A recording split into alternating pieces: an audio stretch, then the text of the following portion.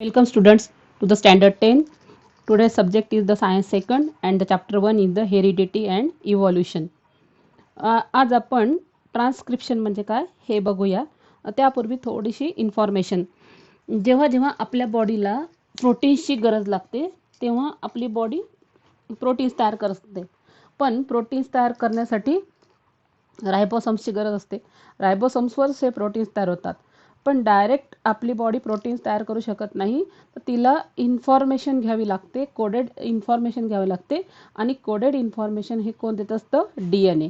मग DNAकडून ही इन्फॉर्मेशन कुठे येत असते? रायबोसोम्सकडे. पण DNAकडून येणारी इन्फॉर्मेशन ही आणणार कोण?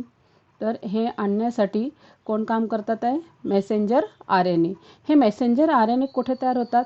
तर मेसेंजर RNA हे न्यूक्लियसमध्ये DNAवर तयार होतात. तर बघूया हे कशा प्रकारे तयार होतात. आणि मग यामधून मेसेंजर RNA काय करतात? अमिनो ॲसिडपर्यंत ते मेसेज घेऊन येतात आणि मग ह्या अमिनो ॲसिडपासून आपल्याला प्रोटीन्स म्हणजे प्रोटीन्स तयार करता येतात. तर आणि हे प्रोटीन्स रायबोसोम्सवर तयार होतात. बघूया आपण. यामध्ये तुम्हाला माहिती आहे की जे याचा स्ट्रक्चर आहे DNAचं ते डबल हेलिक्स अशा प्रकारे आहे. बरोबर. आता हे डबल हेलिक्स स्ट्रक्चर इथे कसं होतं बघा, इथे हॉरिझॉन्टल दिलेलं आहे. हे काही ठिकाणी असं फ्री होऊन जातं आणि मग हे फ्री झाल्यावर हे थोडंसं स्पेस वाढते. ओके, अशा प्रकारे परत ते नेक्स्ट पुन्हा ट्विस्टेड होऊन जातं. तर इथे बघायचं, इथे डबल हेलिक्स स्ट्रक्चर काय झालं? फ्री झाल्यामुळे जे न्यूक्लियोटाइड्स आहेत जे इथे आपण काढले आहेत न्यूक्लियोटाइड्स, तर हे न्यूक्लियोटाइड्स काय होतात? जे या फर्स्ट स्ट्रँडवर आणि सेकंड स्ट्रँडवर जे न्यूक्लियोटाइड्स आहेत त्यामध्ये जॉईनिंग असतात. हे जॉईनिंग म्हणजे हायड्रोजन बॉन्ड. तर हायड्रोजन बॉन्ड काय होऊन जातो? हा ब्रेक होऊन जातो. ओके, म्हणजे mRNA आता इथे फॉर्मेशन होणार आहे. यामध्ये जे आता फ्री झाल्यामुळे इथले जे न्यूक्लियोटाइड्स आहेत ते देखील काय झाले? फ्री झाले. मग ह्या फ्री झाल्यावर त्या न्यूक्लियोटाइड्सला बॉन्डिंग करायला दुसऱ्या न्यूक्लियोटाइड्सची गरज पडते आणि हे दुसरे न्यूक्लियोटाइड्स अशा प्रकारे फॉर्म होतात इथे. आता इथे A असेल तर याला जॉईन करायला परत एक न्यूक्लियोटाइड येतो. परत G ला जॉईन करायला येतं. नंतर C, एक प्रकारे हे nitrogenous bases along with the sugar and phosphoric acid it is called as the nucleotides. अशा प्रकारे याला जॉईन झालं. पुन्हा दुसऱ्याला जॉईन झालं. 3-3चा ग्रुप करूया. फक्त एवढंच आहे की इथे T जो आहे थायमिन हा DNAवर असतो. याऐवजी इथे तयार होत असतो दॅट इज युरॅसिल, त्याला यू म्हणतात. तर इथे युरॅसिल अशा प्रकारे जॉईन होऊन जातं. म्हणजे पेअरिंग तर तुम्हाला माहिती आहे. Aची पेअरिंग कोणाशी होणार आहे? Aची पेअरिंग ही Tशी होत असते. देन Gची पेअरिंग ही होत असते G paired with the C, then C paired with the G and T paired with the A. तर अशा प्रकारे फक्त इथे जो आहे आता RNA तयार होणार आहे त्या Tच्या ऐवजी कोण काम करणार आहे? इथे युरॅसिल. ओके, म्हणजेच इथे Aची पेअरिंग कोणाशी होणार आहे? इथे युरॅसिल यू सोबत. आणि Gची पेअरिंग जिथं काढलं आहे मी GC इथे C असेल तिथे G गॉनिन आणि थायमिनची पेअर परत कशी होणार आहे? ॲडेनिन. अशा प्रकारे पेअरिंग तयार होते आणि ही पेअरिंग तयार झाल्यावर त्यांना जॉईन करायला थ्रेडची गरज पडते आणि हा थ्रेड असा तयार होत असतो. ओके, म्हणजे या DNAवर काय आहे? या DNAवर कोडेड इन्फॉर्मेशन आहे. ही कोडेड इन्फॉर्मेशन जोपर्यंत रायबोसोम्सला मिळत नाही, इथे रायबोसोम्स मी अशा प्रकारे काढले. Ribosomes they are present in the cytoplasm. जोपर्यंत ही कोडेड इन्फॉर्मेशन रायबोसोम्सला मिळत नाही प्रोटीन्स तयार करायची, तोपर्यंत रायबोसोम्स हे प्रोटीन्स तयार करू शकत नाही. मग ही कोडेड इन्फॉर्मेशन आता ही म्हणजे मिळणार आहे कोणाला? RNAला, mRNA messenger RNA. Messenger RNA हा कसा तयार होतोय? तर इथे अशा प्रकारे न्यूक्लियोटाइड्स जॉईन झाले की हा इथे थ्रेड तयार होतो आणि हा थ्रेड नंतर असा जॉईन होऊन जातो. आणि ही कोडेड इन्फॉर्मेशन जी आहे ही कोडेड इन्फॉर्मेशन आता ही कशावर आली आहे? mRNAवर, म्हणजे मेसेंजर RNA. ओके, तर अशा प्रकारे RNA जो आहे हा कुठे तयार होत आहे? DNAवर. तर RNA तयार होण्याच्या याच प्रोसेसला it is called as the transcription. It is called as the transcription. अशा प्रकारे RNA तयार होते, याला म्हणतात ट्रान्स्क्रिप्शन. हा आता कुठे येतोय हा messenger RNA? It comes in the cytoplasm and bring the coded information. जी कोडेड इन्फॉर्मेशन DNA वर होती ती आता हा याच्यावर आलेली आहे, mRNA वर. आणि mRNA आता हे कोडेड इन्फॉर्मेशन कशी आणतो? तर ही कोडेड इन्फॉर्मेशन ही कोणासाठी आणतो? तो अमिनो ॲसिडसाठी आणतो. अमिनो ॲसिड्सपासूनच काय तयार होतात? प्रोटीन्स. पण ही सगळी क्रिया आता प्रोटीन्स तयार होण्याची क्रिया कुठे घडणार आहे? रायबोसोम्समध्ये. पण त्यापूर्वी बघूया अमिनो ॲसिड्स. तर अमिनो ॲसिडसाठी ही इन्फॉर्मेशन घेऊन येतो. ही इन्फॉर्मेशन ना ट्रिपलेट कोडॉनच्या रूपात घेऊन येतो. आता ट्रिपलेट कोडॉन म्हणजे काय? तर बघूया आपण. हा एक तुम्हाला माहिती आहे, एक हा जो न्यूक्लियोटाईड आहे, जो मी घेतलेला इथं युरेसिल आणि एक फॉस्फोरिक ॲसिड आणि एक शुगर मॉलिक्यूल. तर असं मिळून एक काय तयार होतो? एक न्यूक्लियोटाईड. हा एक दुसरा न्यूक्लियोटाईड, तिसरा न्यूक्लियोटाईड. ह्या तिन्ही न्यूक्लियोटाईडला मिळून काय म्हणतात? Triplet codon. ओके, हा झाला एक ट्रिपलेट कोडॉन. हा ट्रिपलेट कोडॉन एका अमिनो ॲसिडसाठी काम करतो. म्हणजे एक अमिनो ॲसिडसाठी वन ट्रिपलेट कोडॉन. आता कोडॉन म्हणजे तुम्हाला माहीत आहे, हा एक न्यूक्लियोटाईड आहे. असे 3 न्यूक्लियोटाईड म्हणून 3 nucleotides. One triplet codon means 3 nucleotides. हे 1 अमिनो ॲसिडसाठी काम करतात. तर यामध्ये जे इंडियन ओरिजिनचे एक सायंटिस्ट होते, डॉक्टर हरगोविंद खुराना, यांनी सर्व 20 अमिनो ॲसिड असलेले कोडॉन यासाठी त्यांनी महत्त्वपूर्ण त्यांचं कॉन्ट्रिब्युशन केलेलं आहे. आणि त्यांनी हे 20 अमिनो ॲसिड्स असतात सायटोप्लाझममध्ये, हे त्यांनी शोधून काढलेले आहे. ते टोटल 20 अमिनो ॲसिड्स असतात आणि प्रत्येक अमिनो ॲसिड वेगवेगळे प्रकारचे प्रोटीन्स तयार करतात. आपल्याला ज्या ज्या प्रोटीन्सची गरज पडते त्यानुसार ते अमिनो ॲसिड्स काम करत असतात. आता हे अमिनो ॲसिड्स इथे आहेत सायटोप्लाझममध्ये. म्हणजे ही इन्फॉर्मेशन जी RNAने मेसेंजर RNA आणली, ती आता कोणासाठी आणलेली आहे? अमिनो ॲसिड्ससाठी. आता हे अमिनो ॲसिड्स या मेसेंजर RNAपर्यंत घेऊन जायचं काम सायटोप्लाझममधून हे कोण करतात? आहे ट्रान्सफर RNA. आणि ट्रान्सफर RNA आता हे अमिनो ॲसिड्स घेऊन जातात. मग ट्रान्सफर RNA कसे असतात? तर हे ट्रान्सफर RNAचा शेप अशा प्रकारे असतो. अशा प्रकारे हा शेप असतो. मग हे ट्रान्सफर RNA काय करतात? सायटोप्लाझममधले अमिनो ॲसिड्स, इथे जे आहेत अमिनो ॲसिड्स, इथे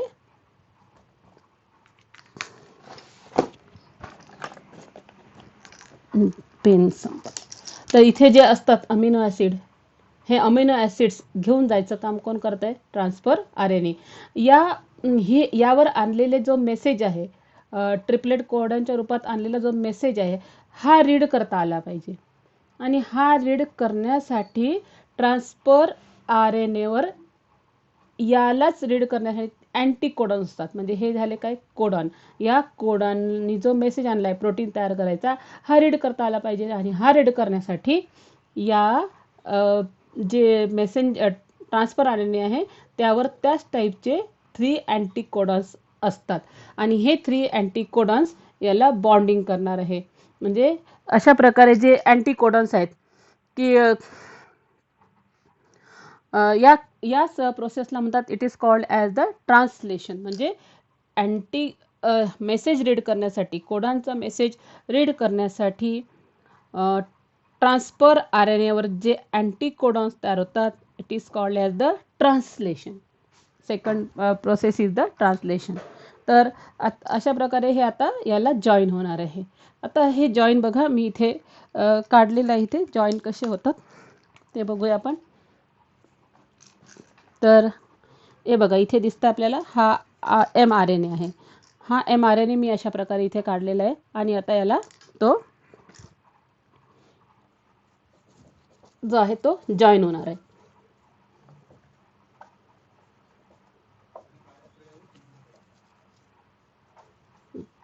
आता जॉईनिंगची प्रोसेस बघायची तर हा दिसतोय आणि इथे आणलेले हे जॉईन केलं. आणि ही सर्व प्रोसेस जिथे प्रोटीन्स तयार होणार आहेत ते म्हणजे रायबोसोम्स. तर हे सर्व कुठं घडत आहे?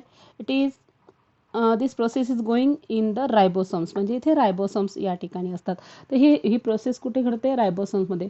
आता बघा हे कसे कोडॉनला काय जॉईन होत आहे, अँटीकोडॉन. आणि ह्या प्रत्येकाच्या जे आहे आपण त्याला डोक्यावर म्हणूया, प्रत्येक tRNAच्या डोक्यावर काय दिसतोय, अमिनो ॲसिड्स. तर अशा प्रकारे अमिनो ॲसिड्स हे अमिनो ॲसिड हे आता एकमेकांशी जॉईन होणार आहे. आणि जॉईन होण्यासाठी कशाची गरज आहे, पेप्टाईड बॉन्ड.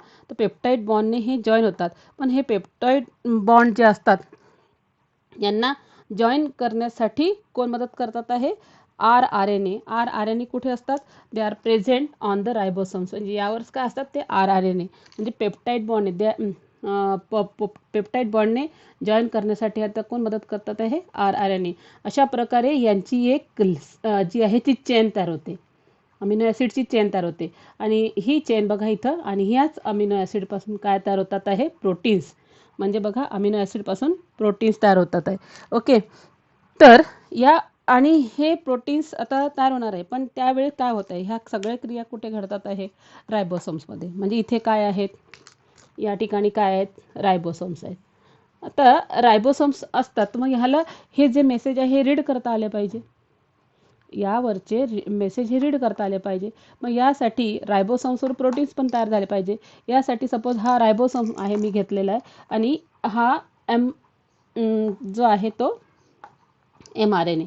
तर mRNA आणि tRNA अशा प्रकारे हे आता जॉईन झाल्यामुळे आणि या रायबोसोम्सला प्रोटीन्स तयार करायचे, त्यामुळे हा जो आहे रायबोसोम हा एका एंडकडून म्हणजे mRNAच्या एका जे टोक आहे, एका टोकाकडून हा दुसऱ्या टोकाकडे अशा मूव्ह होत जातो, कोण, रायबोसोम्स. आणि ही प्रत्येक इन्फॉर्मेशन रीड करत जातो, कारण आता त्याला या अमिनो ॲसिडपासून काय तयार करायचे, प्रोटीन्स. तर अशी ही इन्फॉर्मेशन हा रीड करत चाललेला आहे.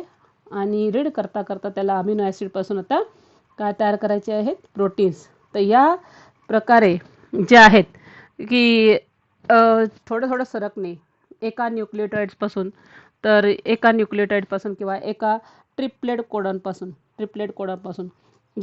यापासून नंतर दुसऱ्यापासून मग तिसऱ्यापासून, म्हणजे first to second, second to third, म्हणजे एका ट्रिप्लेट कोडापासून दुसऱ्या ट्रिप्लेट कोडांपर्यंत हळूहळू अशा प्रकारे सरकत जाणे आणि ती इन्फॉर्मेशन रीड करत जाणे. It's called as the that process is called as the translocation. The third process it is called as the translocation. Okay, तर अशा प्रकारे हे प्रोटीन्स तयार झाले. आणि अशा खूपशा चेन्स तयार होतात. म्हणजे ही एकच चेन तयार झाली, पण अशा अनेक चेन तयार होतात. आणि अनेक चेन तयार होताना अनेक अशी कॉम्प्लेक्स ही एक चेन झाली म्हणजे प्रोटीन तयार झाली, दुसरी तिसरी अशा अनेक चेन तयार होतात. आणि अनेक चेन तयार होत्यामुळे हे कॉम्प्लेक्स प्रोटीन्स तयार होतात. आपल्याला ज्या ज्या प्रोटीन्सची गरज लागेल त्यावेळी तोच अमिनो ॲसिड पार्टिसिपेट होत असतो, तसाच मेसेज या DNA कडून येत असतो. आणि ज्या प्रकारचं प्रोटीन लागेल त्या प्रकारचे अमिनो ॲसिड्स हे त्यामध्ये पार्टिसिपेट करत असतात. तर असे अनेक प्रकारचे कॉम्प्लेक्स प्रोटीन्स तयार होतात. आणि हेच कॉम्प्लेक्स प्रोटीन्स आता आपल्या बॉडीसाठी आपण जे काही जेवण वगैरे करतो त्यापासूनच हे प्रोटीन्स तयार होतात. आणि हे जे प्रोटीन्स आहेत हेच लिव्हिंग बॉडीमध्ये डिफरंट फंक्शन्स जे असतात ते करत असतात. आणि आपल्या ॲपियरन्स पण ठरवत असतात, ते ॲपियरन्सला कंट्रोल करत असतात. ओके, तर आता बघूया आपण ह्या सेंट्रल डोग्मा म्हणजे काय. DNA पासून काय तयार होत आहे, mRNA. बघा DNA पासून काय तयार होत आहे, mRNA. आणि mRNA पासून मेसेंजर RNA पासून काय तयार होत आहे, प्रोटीन्स. मेसेंजर RNA इथं बघायचं परत, मेसेंजर RNA पासून काय तयार होत आहे, प्रोटीन्स. म्हणजेच DNA पासून mRNA तयार होणे याला म्हणतात ट्रान्सक्रिप्शन. सांगितलं वर बघा मी, दॅट इज द ट्रान्सक्रिप्शन. आणि मेसेंजर RNA पासून प्रोटीन्स तयार होणे, मेसेंजर RNA. इथे बघायचं, मेसेंजर RNA पासून काय तयार होत आहे, या सगळ्यांनी जोडून काय तयार होत आहे, प्रोटीन्स. तर याला म्हणतात ट्रान्सलेशन. ओके, तर अशा प्रकारे या संपूर्ण प्रोसेसला DNA पासून प्रोटीन्स तयार होणे, त्यामध्ये ट्रान्सलोकेशन ही देखील प्रोसेस येत आहे. It's called as the central dogma. म्हणजे डायरेक्ट इथे DNA पासून प्रोटीन्स तयार होणे. इथे बघायचं, DNA पासून प्रोटीन्स तयार होणे, from DNA up to the ribosomes काय होतात तयार होते proteins. It's called as the central dogma. आता जी आपल्या ज्या लिव्हिंग बॉडीमध्ये खूपशी जेनेटिक्स किंवा जीन्स असतात आणि हे जीन्स आपण यालाच जीन्स पण म्हणू शकतो. शिकवलं तुम्हाला मी जो एक न्यूक्लियोटाईड आहे, तर न्यूक्लियोटाईड जो आहेत यांनाच आपण काय म्हणतो न्यूक्लियोटाईड्स जे दिलेले आहेत त्याला आपण काय म्हणतोय जीन्स. तर हे जीन्स आहेत तर ह्या जीन्समुळेच जे लिव्हिंग ऑर्गॅनिझम आहेत त्यांच्यासारखेच दुसरे लिव्हिंग ऑर्गॅनिझम्स तयार करतात आणि हे सगळे जीन्स त्या फर्स्ट जनरेशनमधून सेकंड जनरेशनमध्ये ट्रान्समिट होत राहतात. म्हणून तर आपल्या पॅरेंट्सचे जे काही कॅरेक्टर्स आहेत ते आपल्या बॉडीमध्ये येत राहतात. पण अचानक काय होतं की ह्या जीन्समध्ये थोडासा चेंज होतो. ह्या जीन्समध्ये थोडा चेंज होतो आणि हा चेंज झाला की एखादं जे न्यूक्लियोटाईड आहे ती आपली जागा बदलून टाकते. जीन्समध्ये चेंज झाला म्हणजे एखादं न्यूक्लियोटाईड ही जागा चेंज करून टाकतं. ते जे पाहिजे तो ठरलेला जो ऑर्डर आहे क्रम आहे तर इथे चेंज झाला आहे आणि इथे काहीतरी वेगळंच येणार आहे. समजा इथे आलेला आहे हा आपण घेऊ याला दॅट इज ए. तर अशा प्रकारे ए आला म्हणजेच काय झालं चेंज झाला आणि थोडासा बारीकसा चेंज झाला पण त्याचा परिणाम हा नेक्स्ट जनरेशनमध्ये दिसतोय. तर हा छोटासा बदल होणे it's called as the mutation. That is little change it's called as the mutation. Mutation आणि ह्या म्युटेशनमुळेच काय होत आहे पेन चालत नाही.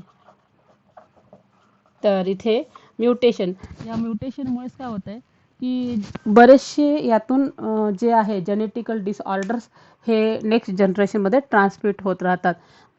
त्यापैकी एक आहे जो आपण 9thला शिकलो सिकल सेल ॲनिमिया आहे किंवा जो हिमोफेलिया आहे. अशा प्रकारे आपण डाऊन सिंड्रोम जे पाहिलेत तर अशा या म्युटेशनमुळेच काय होतात ते डिसीज ट्रान्समिट होत राहतात. पण ही तर सतत चालणारी क्रिया आहे, न संपणारी क्रिया. हे चालूच राहतं बऱ्याच वेळा आणि हे देखील आहे डार्विनच्या नॅचरल सिद्धांत किंवा थेरी आहे. डार्विनची नॅचरल थेरी यावर जे आहेत नेक्स्ट जनरेशनला जे जीन्स गेलेत तर ते सिलेक्ट झालेले जीन्स आहेत आणि यालाच म्हणतात डार्विन्सची नॅचरल थेरी आणि त्याचं ते समर्थन करतं या थेरीचं की असं होत राहतं. म्हणजे चेंजेस होत राहतात, म्युटेशन होत राहतं आणि ते आपोआप होत राहतात. ते कळत पण नाही, ते आपोआप होत राहतात म्हणून त्याला नॅचरल सिलेक्शन असंही त्याला म्हणतात. Okay, thank you students.